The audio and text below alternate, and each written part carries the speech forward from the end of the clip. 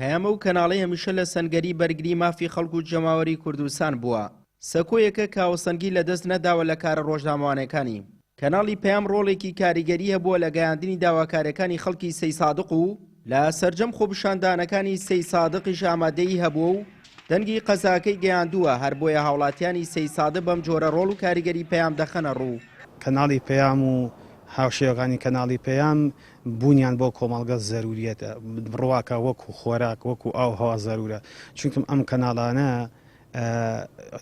خۆراکی ڕۆحن. ئەم کەناڵانە نەبن کەلتوری کوردی خراپترە بێ کە هەوڵی شێواندنی دراوە لەلایەن کۆمەڵێک کەناڵی ترەوە. من پێم وایە ئەم کەناڵانە ئەگەر هیچیان فێر نەکەن، هیچمان فێر نەکەن ئاداب و ئەخلاقی و ڕەوشتی کوردەواری و ئیسلامەتی و موسڵمانیەتیمان ئەپارێزن. پەیام کەناڵێک بووە کە هەمیشە جێدەسی دیار بووە، هەمیشە دەنگی خەڵکی ناڕازی ئەم شارە بێنازی گەیاندووە، هەر بۆیە قوربانیشی داوە بە کەناڵەکەی بە مەڵبەندیان، بە خۆیان، بە پارەیان، بە تەنانەت بە جەسەییشان قوربانیان داوە جێگەی شانازین بۆ سەیساق، بۆ شاری سەیساق. کەناڵی ئاسمانی پەیام جگە لەوەی بە فەرمی زمان حاڵ و ڕاگەاندنی حیزبێکی فەرمیە کە کۆمەڵی دادگەریە، بەڵام لەگەڵ ئەوە شاتوانیوێتی جێگە و پێگەی خۆی لە ناو کەناڵە کوردیەکان و لەم دنیای تەکنەلۆجیا و سۆشیال میدیادا بکاتەوە و ئینسان ئەتوانێت بەردەوام بۆ دەستخستنی هەواڵ و زانیاری نوێ بۆی بگەڕێتەوە لە ڕێگەی میدیای کەناڵەکەەوە هەواڵ و زانیاری نوێی دەستکەوێت، چونکە ئەوە کە زانین بە پلەی سەرەکی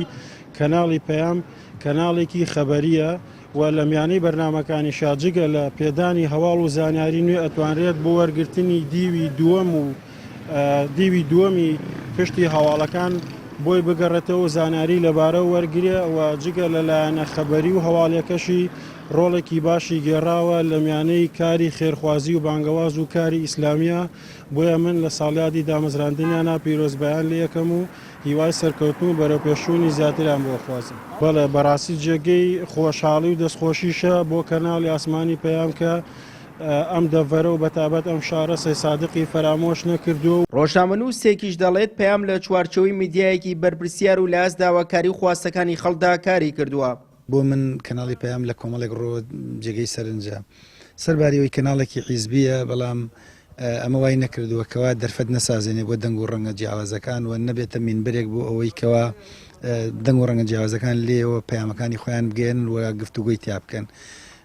یەکێکی دیگە لە خاڵت سەرنجڕاکێشەکانی پەیام جیاواز لە کەناڵەکانی تر سەرباری ئەوەی کەوا بوێرانە ڕووماڵی ڕووداوەکانەکە، هەواڵیان لەسەرەکە، بەرپرسیارانە و ڕازگۆیانە مامەڵە لەگەڵ ڕووداوەکانە کات. زۆر جار ئەو کەیس و بابەتانەی لە کەناڵی پەیام و ئەجوڵێنرێ ڕەنگە دەستگا و میدیای تر نەتوانێت دەسی بۆ باوە بەنیسبەت شارە زوور و سەیسایق و ناوچەکەی ئێمەشەوە توانم بڵێم کەناڵی پەیام لە زۆرینەی ڕووداوەکانە ئامادە بووە، توانیوێتی زۆر بەباشی ئامادەی هەبێت لە ڕووماڵکردنی ئەو کەم و کوڕیانەی کەوا لە شارەکە هەیە و ئەو داخوازیانەی خەڵگەیەتی ئەتوانم بڵێم بۆتە مینبەرێکی باش بۆ گەیاندنی دەنگی خەڵک. یەکی 12 ساڵیادی دامەزراندنی یەکەمین کەناڵی ئاسمانی ئیسلامی کوردیە. پەیام لەو ساڵانی کارکردنی داهاردەم بابەتیانە لەبەرەی دادگەری و خەمی مافخۆراوان و دژایەتی گەندەڵی و داکۆکی لە شوناسی موسڵمانان و پاراستنی شکۆ و شیرازەی خێزاندا بووە. دوای 16 ساڵ تەمەن و لە دەستپێکی حەفامین ساڵەی کارکردنیدا، ئێستا پەیام لە هەموو کات زیاتر سوورە لەسەر هەڵوێسە نەگۆڕەکان و دروشمەکەی خۆی کە ڕاستی و ڕاشکاویە. سوێ محەممەد، کەناڵی ئاسمانی پەیام، سەید سادق.